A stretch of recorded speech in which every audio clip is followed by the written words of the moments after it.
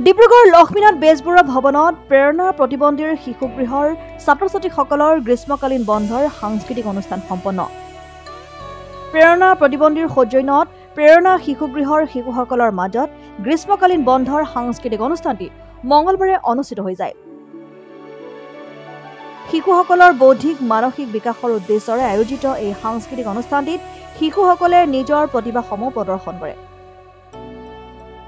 জ্যোৎস্না সোণোৱালৰ নেতৃত্বত তথা আধৰা অনুষ্ঠানত শিশুসকলে হাতে লিখা কবিতা পুথি কুকি উন্মোচন কৰে বিশিষ্ট লেখক সাহিত্যিক প্ৰশান্ত শইকীয়াই।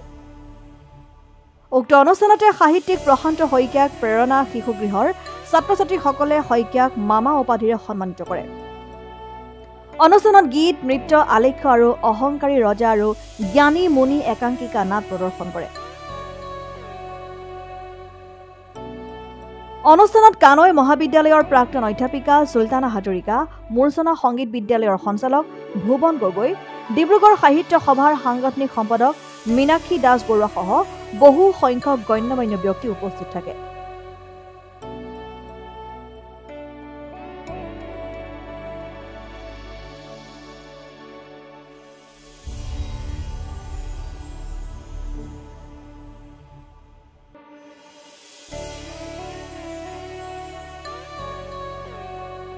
বেজবৰুৱা সাহিত্য ভৱনত এখনি অনুষ্ঠান হৈছে প্ৰেৰণা শিশুগৃহৰ দ্বাৰা আৰু বিশেষকৈ জ্যোৎস্না সোণোৱাল বাইদেউৰ দ্বাৰা পৃষ্ঠপোষকতাত এই অনুষ্ঠানটি হৈছে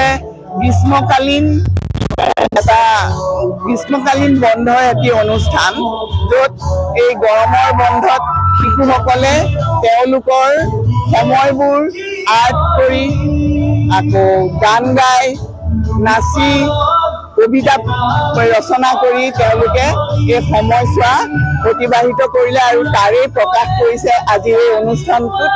আজি মই অনুষ্ঠানটোলৈ অহাৰ লগে লগে মই দেখুৱাবলৈ কৈছোঁ যে মোক এখন সম্বৰ্ধনা দিছে কণ কণ মইনাহঁতে। তেওঁলোকে নিজে অঁকা এখন ছবিৰ দ্বাৰা আকৌ আন এগৰাকীয়ে দিছে ইমান সুন্দৰ এই আৰ্টবিলাক যে জ্যোৎস্না সোণোৱাল বাইদেউক সকলো সঁচাকৈয়ে ধন্যবাদ দিব লাগিব। কাৰণ এনেকৈ এই অনাথ শিশুসকলক যে তেওঁলোকে আগবঢ়াই লৈ গৈছে আৰু ইয়াত এখন অনুষ্ঠানত এখন কবিতা পুথি হাতে লিখা কবিতা পুথি, যি কবিতাবোৰ এই কণ কণ শিশুসকলে ৰচনা কৰিছে এই গ্ৰীষ্ম বন্ধৰ সময়ত। এই কবিতাবোৰ কিছুমানে লিখিছে বৰষুণৰ ওপৰত, কিছুমানে পখিলাৰ ওপৰত, কিছুমানে লিখিছে বানপানীৰ ওপৰত।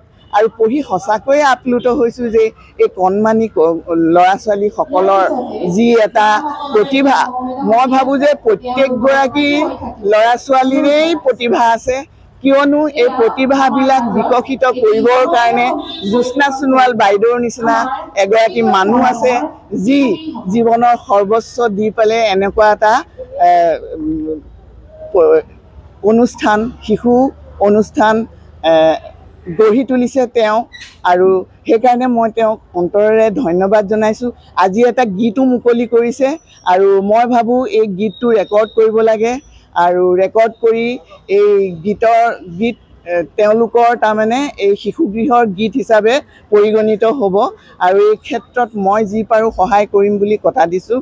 আৰু মই ভাবোঁ এনেদৰে আমাৰ সমাজৰ প্ৰত্যেকেই এই কণ কণ মইনাহঁতৰ কাৰণে কিবা নহয় কিবা এটা যোগদান কৰি তেওঁলোকক সহায় সহযোগ কৰি যাতে আগবঢ়াই লৈ যায়।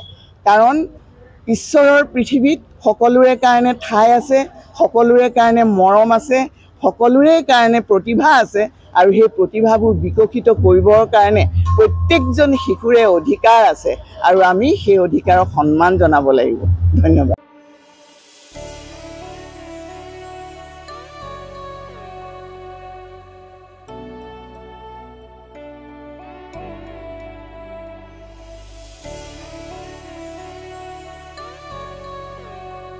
News desk report, Democratic Assam.